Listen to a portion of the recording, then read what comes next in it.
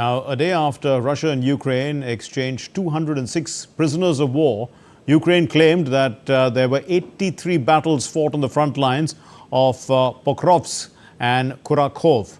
The Ukrainian President Volodymyr Zelensky has accused the West of being too afraid, quote-unquote, to even raise the possibility of shooting down Russian missiles.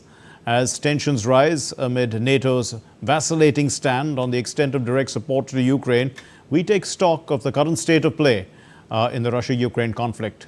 More on this report.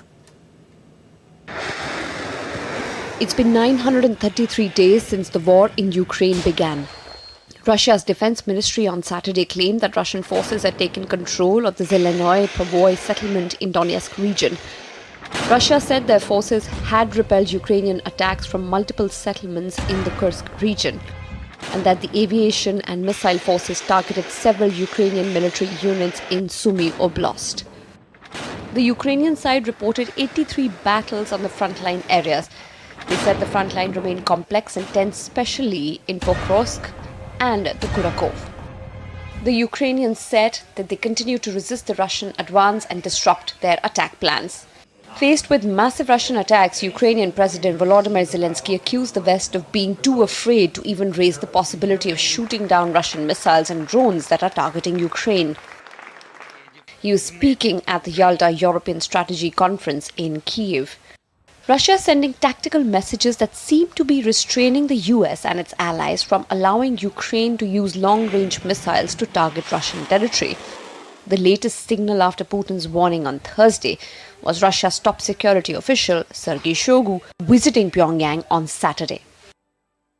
US President Joe Biden and British Prime Minister Keir Starmer chose not to end Washington's policy of not allowing Kyiv to use US-supplied weapons to strike deep inside Russia. The West does also know it's being played by Putin. It's not stupid. And so when Putin talks about a Russian NATO war, then it's taken seriously, but it is also well understood that this is a play and not so much a bluff. Britain says that it has increased its spending on Ukraine. British Foreign Secretary David Lammy had visited Kyiv with US Secretary of State Anthony Blinken, where both allies offered new support to Ukraine.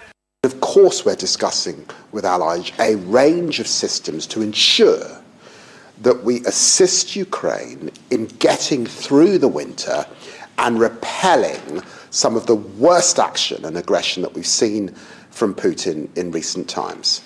NATO members like Germany and Lithuania signed a defense cooperation agreement in Berlin on Friday, aimed at stationing up to 4,000 German troops on NATO's eastern flank in the Baltic country by the end of 2027. We will make sure that German soldiers will get the best possible living and training conditions, tax benefits, healthcare.